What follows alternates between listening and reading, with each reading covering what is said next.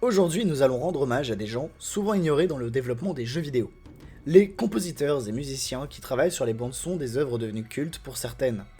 Nous pouvons bien évidemment citer Skyrim et la célèbre chanson du Dovahkiin, ou nous laisser porter par les mélodies enchanteresses de The Witcher 3, sans oublier la musique si particulière de Super Mario Galaxy. Vous l'aurez compris, nous allons parler de musique dans le jeu vidéo, et surtout de l'importance de ces mélodies dans nos œuvres favorites, tantôt véhicule d'émotion que musique d'action.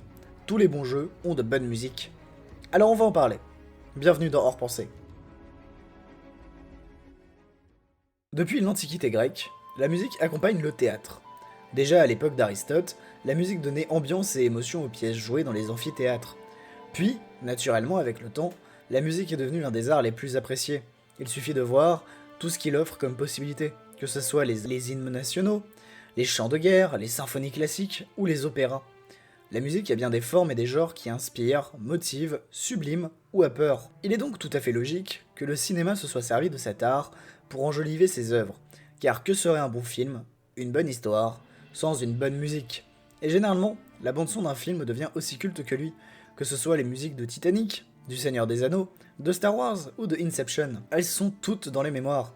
Certains grands noms sont d'ailleurs connus, Hans Zimmer, John Williams ou encore Michael Dana. Cependant, dans le monde des jeux vidéo, même si les grands studios sont connus, comme EA, Ubisoft, Bethesda ou CD Projekt Project, les compositeurs et même développeurs de nos jeux préférés restent souvent dans l'ombre. Pourtant, si nous réfléchissons, que seraient les combats de The Witcher 3 sans la musique incroyable de Marcin Pripsoblix et Mikołaj Stroszynski? Je suis navré pour la prononciation, je ne parle pas polonais. Qui rendent le moindre affrontement totalement épique. La musique, dans cette œuvre, contribue à nous faire sentir sorceleurs. Elle renforce l'identité du joueur de Geralt de Rive. De même, que serait Skyrim sans le talent musical de Jeremy Soule, qui parvient à donner une âme à un jeu, rendant chaque aventure, chaque pas dans les plaines, mémorable. La musique, dans ces deux œuvres, est une ode à l'aventure. Et la bande-son du jeu nous plonge complètement dans l'immersion que nous offre une multitude de sensations, tantôt épiques, qui nous animent de courage, tantôt douces et calmes, qui nous permettent d'apprécier nos promenades dans ce monde numérique. Dans d'autres œuvres, telles que The Last of Us, la musique joue un rôle essentiel, car après tout, que serait un bon jeu post-apo sans une musique digne de ce nom? Avec Gustavo Santaola à la guitare, nous n'avons rien à craindre de ce côté-là, puisque la musique du jeu contribue à accompagner nos personnages, et les notes mélancoliques mais déterminées de la bande-son nous rappellent que même si le monde d'avant nous manque, nous devons aller vers l'avenir.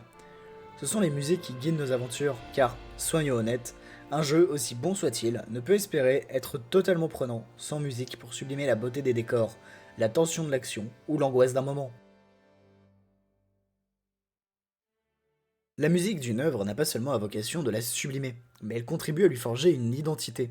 Je pense que n'importe quel fan de jeux vidéo pourra en témoigner, mais généralement, quelques notes seulement suffisent à identifier un jeu clairement. Que ce soit le début légendaire de la musique de Mario Bros ou les voix puissantes de Skyrim, chaque jeu, par sa musique, parvient à créer une identité. D'ailleurs, une saga de jeux qui a parfaitement compris cela est Fallout, car bien que ces musiques composées par Mark Morgan soient discrètes et remplies d'une saveur amère, le choix des chansons écoutables en jeu contribue grandement à renforcer l'identité de l'œuvre. Cette musique, décalée, ce rock des années 50-60, mêlée à l'ambiance post-apo du jeu, rend tout simplement l'œuvre encore plus unique qu'elle ne l'est déjà. D'ailleurs, dans certaines œuvres, la musique est d'une importance cruciale, que ce soit dans les jeux de gestion, où elle se doit d'être discrète mais agréable, comme peuvent l'être les musiques de Civilization, composées par John Coolidge Adam, qui permettent de remplir le silence éternel de l'œuvre. Mais, plus essentiel encore, les musiques permettent d'apporter quelque chose d'intense dans les jeux narratifs, que ce soit les OST terrifiantes d'Until Dawn, de Jason Grave, ou les musiques glissant entre le cyberpunk et l'électro de Detroit Become Human, composées par Philip Shepard, Nina Farcara et John Paesano. C'est simple, la musique est un élément clé du jeu vidéo. Certains studios l'ont bien compris, notamment les développeurs de RPG et de jeux narratifs. Mais il y a un studio que je critique beaucoup, qui a également compris l'importance de la musique. Et ce studio, c'est Ubisoft.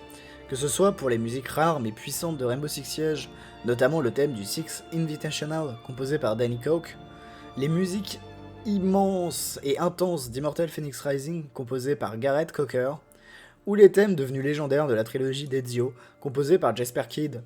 Il faut bien reconnaître que c'est ce studio qui a le mieux compris l'importance de la musique dans ses œuvres. Et même si leurs jeux ne sont pas toujours aboutis, voire carrément merdiques, La musique de leurs œuvres, elle, est marquante et permet souvent de sauver les meubles.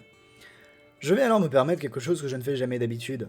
Je vais vous lister rapidement les jeux que j'estime posséder la meilleure bande-son originale. J'exclus donc ici les œuvres n'ayant pas de musique propre.